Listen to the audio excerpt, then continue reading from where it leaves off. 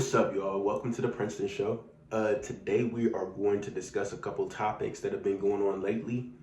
We're going to start with Kendrick Lamar's becoming the first rapper to have 3 albums in the Billboard Top 100 simultaneously. So the Billboard did drop, and the Billboard reported on Sunday, February 16th, that K-Dot's latest album, GNX, had returned to the #1 spot. His 2017 release, the album Damn, will be at number 9, and Good Kid, Mad City, a classic, will be at number 10. He's also the first male artist alive to accomplish this since 1966, when that record was set by Herb Alpert. Billboard also reported that his single Not Like Us, the Drake diss, is returning to the #1 spot. All I can say is Kendrick is truly having like his best. I think this is his peak time right now. This is Kendrick's era as far as hip hop goes. I think that the diss track back and forth, and then him being perceived by everybody as the winner. After that, him being picked to headline the Super Bowl. Then you had him win and sweep the Grammys. Then you had Drake come out and try to unsuccessfully sue the record labels. It's just been Kendrick's era. And of course, he's capitalizing on that and is planning on going on tour, the Grand National Tour with SZA. He's going to have 39 stops in North America and Europe. And that starts on April 19th. Ticket sales are probably going to be a lot higher than normal for Kendrick. His net worth has increased by a lot. Really, what I'm looking forward to seeing is once all the hype dies down from Not Like Us and the diss track, once all that hype dies down, if he's still going to be able to deliver and carry with commercial success, because he's always been good at rapping. That's always been something that Kendrick could do. So I'm not too concerned about whether he could still deliver a solid body of work, but more so, can he still produce the numbers and the hype around himself without having Drake's name in his mouth? Because essentially that's what it is. Even on The Breakfast Club recently, Charlemagne was critical of Kendrick's Super Bowl performance, but also supportive of it. He was critical of one aspect of it, and that was him performing Not Like Us. And that's because that is what Kendrick has become, really as dominant as he is right now based off of. Last year that took him to another level? Yes. But it's not, I still think he could have did the Super Bowl without Not Like Us. I disagree. Dissing Drake. So we're going to have to wait and see. I would say maybe next year, after the tour and Not Like Us kind of settles down, if Kendrick is still going to be able to produce this, because that's what I want to know. Because I'm still convinced that Drake is still going to be able to carry commercial success over Kendrick, even after this diss. One thing that came to mind was when Jay-Z and Nas got into a rap beef, and Nas was perceived as the person who had the victory with Ether. But when it comes to commercial success, Jay-Z clearly has a legacy that's undeniable at the end of it all. For Drake's part, he released an album here recently with Party Next Door, and he is facing some accusations of copying and of, He's facing accusations of copying other people's body of work. A rapper, Freddie Gibbs, is accusing Drake and Party Next Door of stealing his album design. The 3 bunnies that are on the back of the new album with Drake and Party Next Door, Freddie Gibbs is accusing Drake and Party Next Door of stealing that idea from his last album and from him.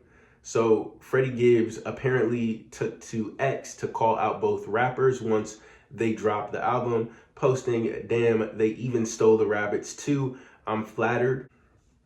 So Vibe.com is reporting that Gibbs had released a slew of songs using the furry animal as a motive design, including tracks like Big Boss Rabbit, Space Rabbit, Rabbit Island, and Rabbit Vision. He also accuses them of copying the $ format from his latest album, Soul Sold Separately. So if you look at Drake and Party Next Door's album, Some Sexy Songs for You, it's the $ for the S's, and the same format was used for this rapper Freddie Gibbs' last album, Soul Sold Separately, with the $, and it's also used abbreviated with just the money signs, with 3 money signs is what Soul Sold Separately was abbreviated as, and Some Sexy Songs for You is abbreviated with, 3 as well, Some Sexy Songs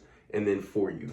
So he's accusing them of stealing from him, of copyright, of plagiarism.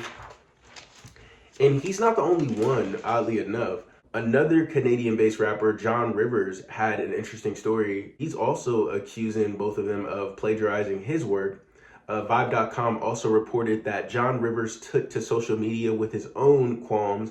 In a series of posts, Rivers called out Party Next Door for stealing the iconic Monroe Towers album cover idea straight from the imagery of his video Hope City 2.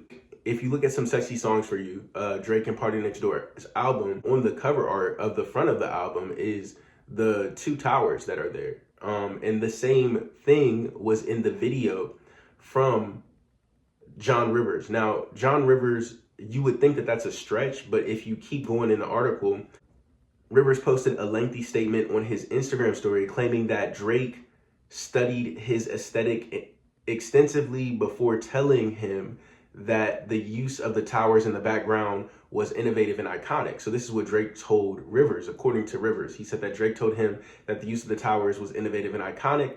He called out the duo's predatory behavior and claimed that Party asserted that he would blackball him if he didn't write or work for him. So Rivers is basically saying that they had told him beforehand that the work that he did and the design that he used was iconic.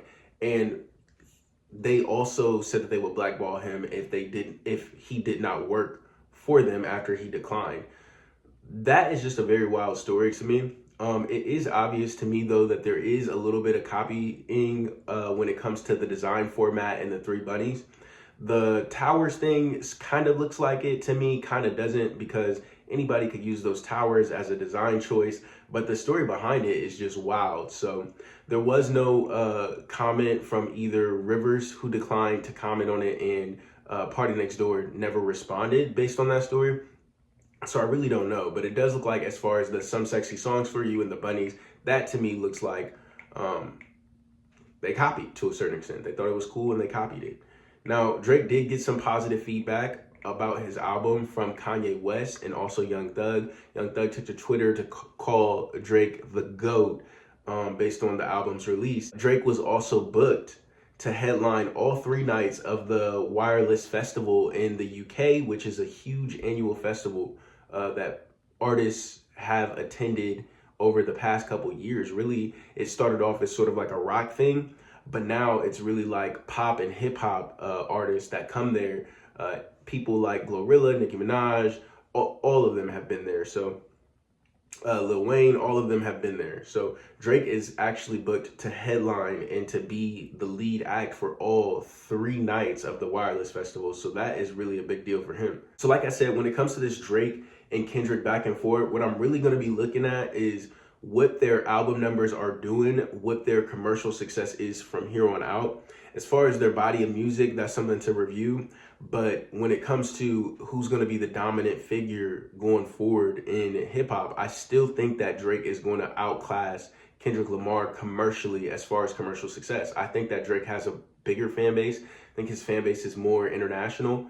I think there was a lot of the reason why Kendrick Lamar got so much hype around his dissing of Drake is because Drake has a lot of supporters, but Drake has always had a lot of people that hate him too.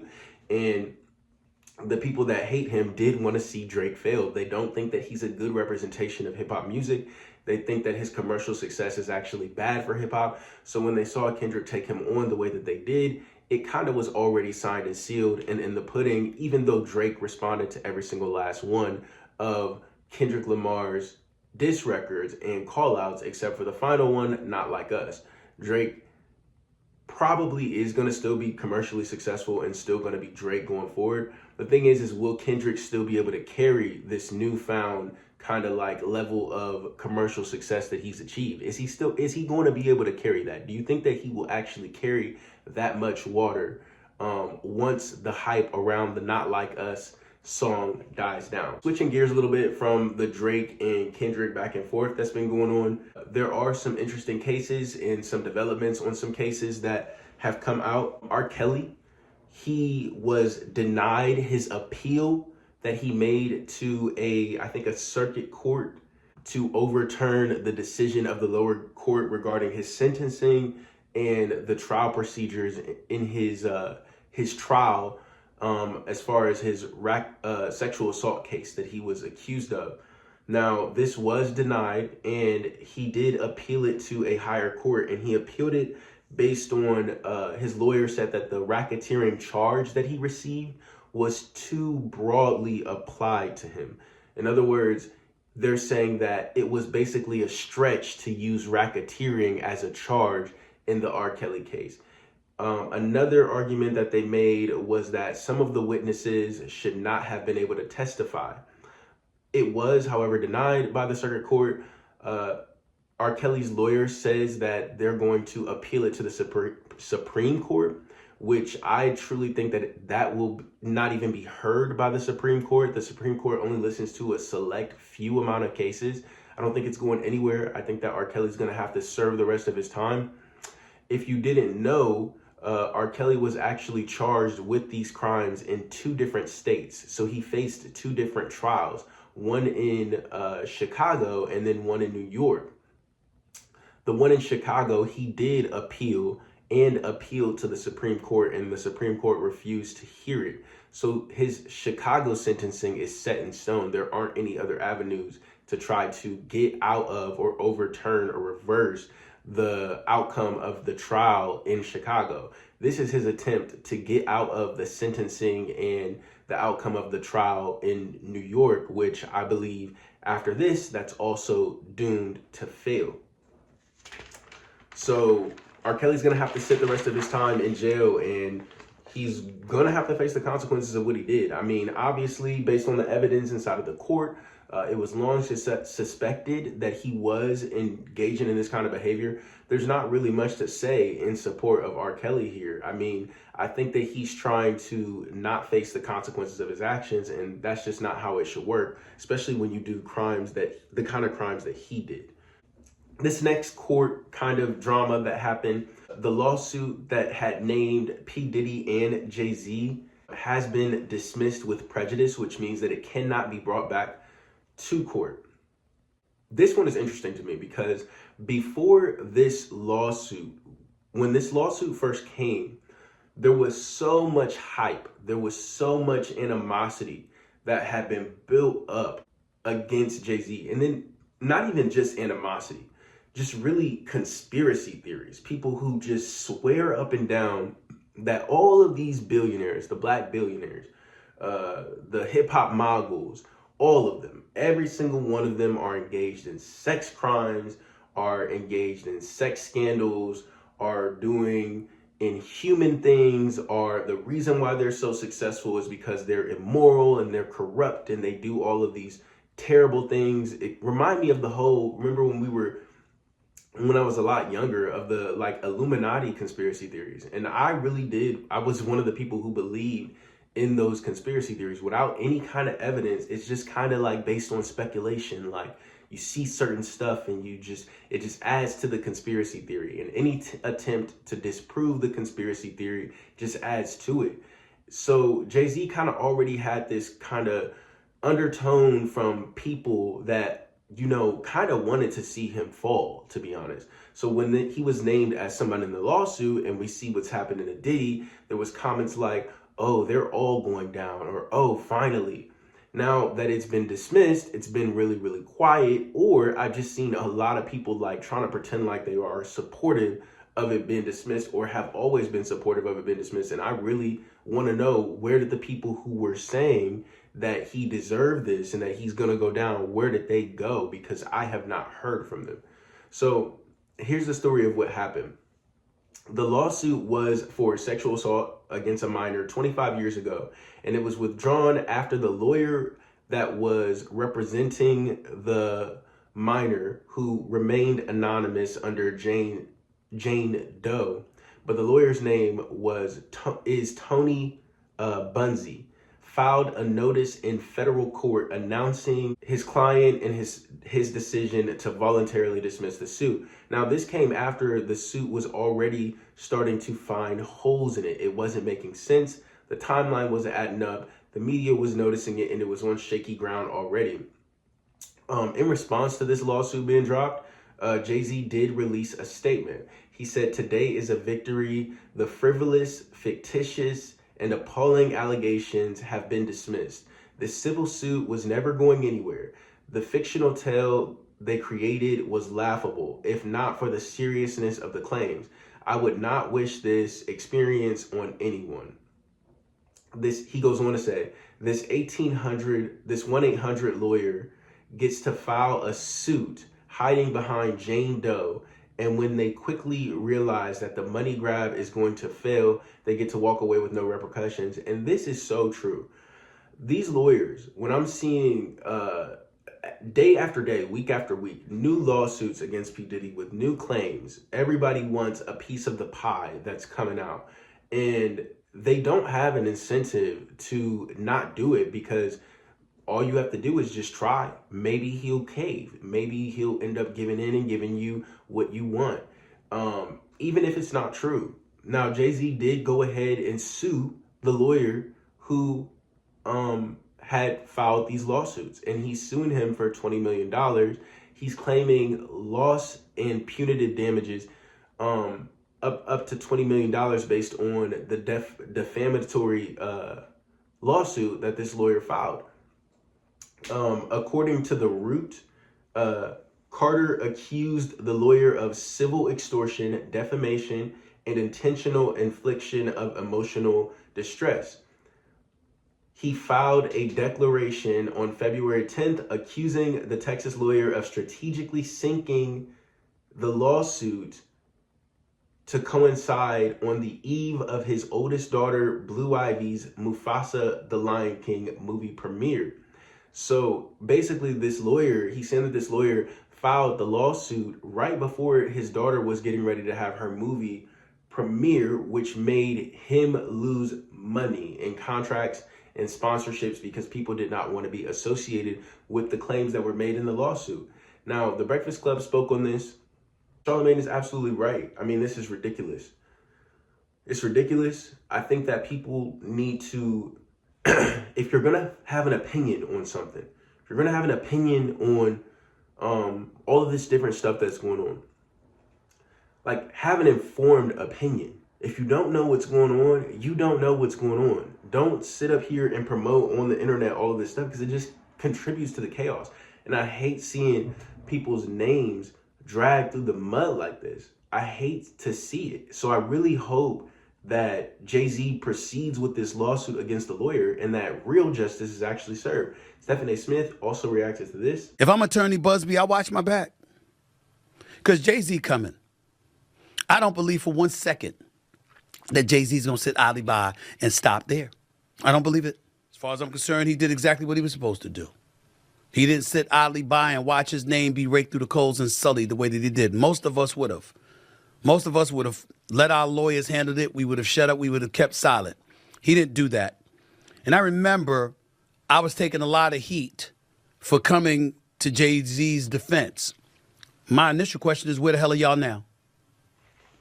Now, on the bright side, Jay-Z will be the only hip-hop artist this year inducted into the Grammys Hall of Fame for his classic album, Reasonable Doubt. which is great news for Jay-Z. He is married to the person with the most Grammy wins, and he has the most Grammy wins as far as hip hop artists, with Kanye West following closely behind him. Now, another court case in which is sort of breaking news, it just happened last night. A$AP Rocky was found not guilty, according to a jury, on felony assault charges from a 2021 incident where he was accused of shooting a former friend, A$AP Rocky. Now, from the very, very beginning of this case, when I started to look into the details of it and the trial was unfolding, it started to become clear to me that this case was falling apart, and I'm surprised that prosecutors decided to stick to this case. If you look at what was accused, there was an incident that happened and it was caught on camera, but if you look at the camera footage, it's hard to make out what happened, but it is clear that A$AP Rocky has some sort of weapon in his hand.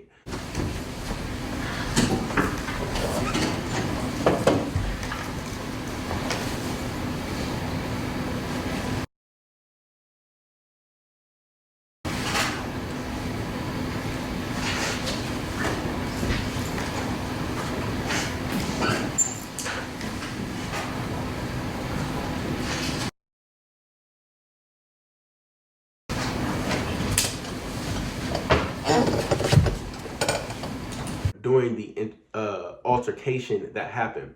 Now, A$AP Rocky did have I think it was his manager, testify that the manager had told A$AP Rocky to carry the gun around as protection, but it was a prop gun. A prop gun is a fake gun that fires blanks, and their argument was that no one was ever in real danger. That is still to fire a prop gun at someone, even if it's not able to harm them, to do it without in a non-self-defense kind of way can still be considered a crime.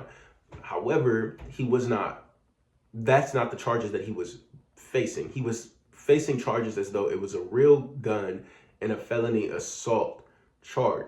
So the prosecution, first of all, was overreaching if the gun was a prop gun and not a real gun. Based on the manager's claims, was that it was a prop gun, it was a fake gun, and no one was really in any danger. A$AP Rocky said that he was shot, but he did not come out to work and cooperate with the police and press charges until about 3 months after being allegedly shot with this gun. He said that he was grazed on his hand. Later on in the case, come to find out that during that time, he himself had been to a gun range after the shooting incident happened. And I believe that the significance of that was that the shell casings that he said that he had and showed the police could have been from when he visited the gun range. Another significant portion of the case was that the prosecution really did not have any witnesses except for police testimony, which didn't really testify to the events, but just to what they saw. Their only kind of like real hard evidence was A$AP Rocky's own testimony to what happened. So the jury would have to believe what A$AP Rocky was saying happened over what A$AP Rocky said happened. A$AP Rocky had other witnesses that came that were in the same rap group that A$AP Rocky and A$AP Rocky were in, and they backed up A$AP Rocky's claims. They basically painted a picture that A$AP Rocky was a jealous person of A$AP Rocky, and that he was jealous of his success, and that A$AP Rocky was not talking to him as much as he had been before his success. That's the kind of picture that was painted. They also had audio recordings played that they claimed was A$AP Rocky on the audio recordings, stating that he planned on not going through with the criminal charges, but instead getting money out of A$AP Rocky. And once he got the money from A$AP Rocky, he would just stop engaging with the charges so that they would go away. All of these things were happening, but the ultimate fall apart of the case to me, A$AP Rocky actually got up to testify what happened to him. Once he testified, A$AP Rocky's lawyer got up to cross-examine him, to ask him questions about his testimony. A$AP Rocky would not answer the questions directly. He was bursting out in anger. He was combative. The judge had to admonish him multiple times in front of the jury to just answer the question. And the judge was getting... I'm extortionist and all of this, and putting my whole life on No one is calling you an extortionist. You're going to get, Mr. Efron, you're going to get through a lot faster if you just answer the questions. If somebody asks an improper question, I won't allow it to go forward. If you're being asked a question that's lawful in a courtroom, just answer it. Even if it makes you mad, even if you don't see the point of it, just answer the questions as truthfully as you can, regardless of who asks. Please do that, okay? Yes? Yes. A$AP Rocky was frustrated on the stand. A$AP Rocky declined to testify, which ended up being a good decision that worked in his favor. I'm happy that A$AP Rocky did get off, and here was A$AP Rocky's reaction to the not guilty. Los Angeles. People of the state of California versus Joaquin Mayers. Case number BA 508142-01. We, the jury of the above entitled action, find the defendant, Joaquin Mayers, not guilty of the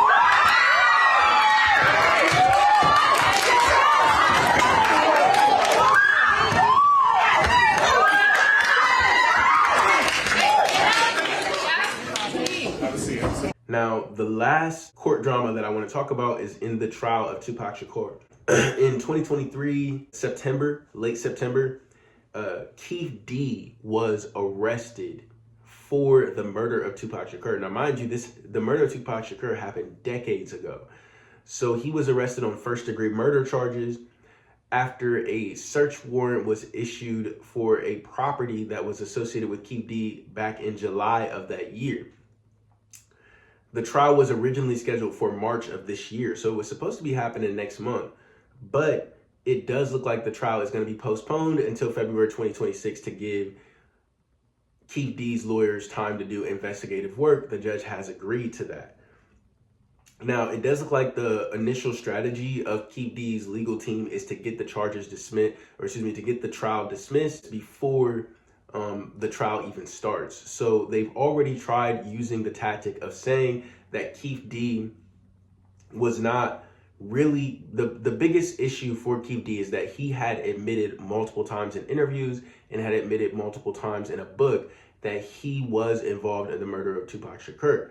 But now he's saying that he only said that and he only wrote those things because he wanted financial gain from being able to say that. So only to get financial gain to sell books.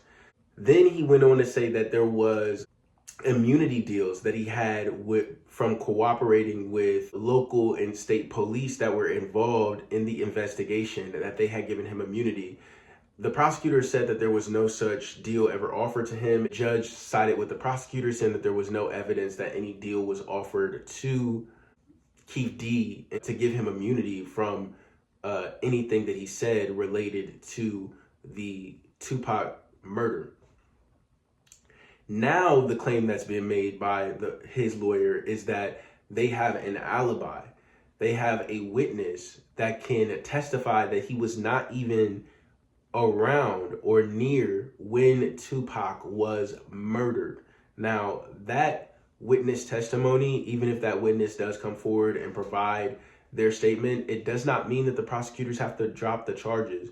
The prosecutors, if they don't believe the witness or they still believe that Keith D was involved in the murder, can go ahead and go forward with the charges. It does, however, mean that this witness, if the witness does exist, can testify at the trial, and that based on the evidence, the jury gets to decide whether or not they believe that he was nearby or in the vicinity or a part of the murder of Tupac Shakur. So really, the only thing that's kind of really hurting Keith D at this point is he did admit to this on multiple occasions. He admitted it to in an interview with Vlad. He admitted it in his book. So his own words are now coming back to really haunt him. We're gonna see what happens as the trial kind of unfolds. I wanna see more of the evidence.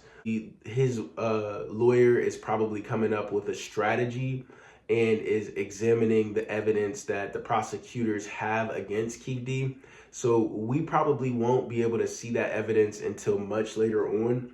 If not until the trial, depending on if there's any other motions, which there's probably guaranteed to be some other motions that are filed before the actual trial begins. Now, updates on the reality TV shows that I'm reviewing. The Mena show. So Aaron the Plumber, or Pipe Piper, he came out and with this bizarre video, and he's talking about how Zeus is plotting to kill him and trying to get his address, just all sorts of stuff. And it just really is ridiculous. I feel like my life is in jeopardy. 2 people that were on Zeus Network are now deceased. Right? Zeus has been very persistent trying to get my address. I don't know why, because they know I have no interest. He mentions that Jay Hefner was mysteriously killed. It wasn't a mystery how Jay Hefner was killed. Jay Hefner was killed because, who's also a cast member on the show, Jay Hefner was killed because he was trying to defend, I believe it was his brother, at a bar fight or a bar scuffle that broke out, and somebody decided to shoot and kill, and the bullets did kill Jay Hefner. So it wasn't a mystery. I don't know what Aaron's angle is at this point. I think that Aaron is very upset with the way that the show turned out for him. Aaron's super emotional kind of person. Emotional and strong-headed kind of really don't go together. He's all over the place. I think that I'm hearing that he's leaving the show soon in the episode list.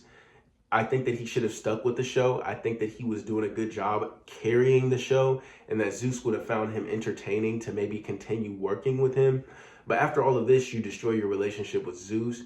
He said he doesn't have any interest in working with Zeus, that he is focused on his spiritual self. I guess that he identifies as a Muslim. It's just a lot going on with him. I think that it might have something to do with the fact that he wants to continue the clout and try to get some sort of following outside of Zeus to continue to grow the following that he already has. An update on Baddies. There's a lot of backlash to the episode that just came out with the whole Rolly and Slim situation. Rolly did go live and talk about how her and Slim have been having issues for a long time, and that they all started when Slim was not recasted after Baddies South. Rolly admitted that Natalie did not want her to come back for the next season, nor did she want Slim to come back, because they had just fought and were not friends. But that Zeus decided to let Rolly come back, but not Slim come back. Rolly since has been building a name for herself on the show. She says that Slim's jealousy drove her to talk about her son in a negative way. She said the reason why it really pisses her off is because, she said, not because she talked about her son specifically, but because that she allowed Slim to meet all of her family and meet her son, and she still went to go and do that. Slim says that she talked about Rolly's son because Rolly talked about her dead father. Rolly's response to that is that Rolly only said that Slim's dead father was not completely black and that he was of mixed race, and that she got that information from Slim. My whole takeaway from the situation, as far as the beef between those two, I can understand having an issue and needing to fight it out. Where I think Rolly went wrong at is she went too far. When she went and she hit her the second time on the balcony, that is when she went too far. I really think that she should have stopped after the first scuffle that they got into when she first came into the house. The second scuffle was already a step in the wrong direction, but people did not remember. We saw that in the previews. There were people saying that it was like a lot, it was extra over the top, but people weren't barking as much as they are now when afterwards the third scuffle happened on top and Slim got hit in the face and kind of like slammed into the wall in the back. I think that sealed the deal. Rolly said that she doesn't care. She said that she makes $200K a year and that she's not going anywhere. A couple people responded to the show. Really, a lot of the cast responded to the show. Scotty issued an apology to the fans, saying that she wishes that she would have handled things differently, and she wishes that she would have held Rolly back and given Slim an opportunity to run away, which is just nuts. Scotty was clearly dick riding the whole entire way through. I don't know what her angle is. I don't know if she's serious. I don't know. Diamond spoke out about it against Rolly and Summer. I'm gonna be honest, I agree with what Diamond said. I think that it came from the wrong person though, because the way that Summer acts right now is the exact way that Diamond acted last season. Summer is just a time 10 version. When Diamond made the tweet saying, and then Summer didn't read the room, Summer should not have jumped in on Slim. I'm reminded of literally Baddies Caribbean, which was just last season when Bianca was being ganged up on by the whole entire cast or most of them. And the person to come and sneak her from the back and hit her was Diamond. So I really think that she's the wrong person to kind of speak on that. All right, to close this out. So Valentine's Day was just something that happened. Frank Ocean, who I haven't heard any music from in forever, who kind of just decides to disappear from the spotlight whenever he wants. He did post on his story a video or a picture of Peyton Tabot, I think is Peyton Tabat, something like that. Apparently he's an MMA fighter. They posted a picture and spent Valentine's Day together. It looks like that's who he's dating. They look good together, but we don't have any kind of confirmation, just speculation, because Frank Ocean is so secretive. He doesn't tell us anything. Anyway, thanks for watching. Until next time.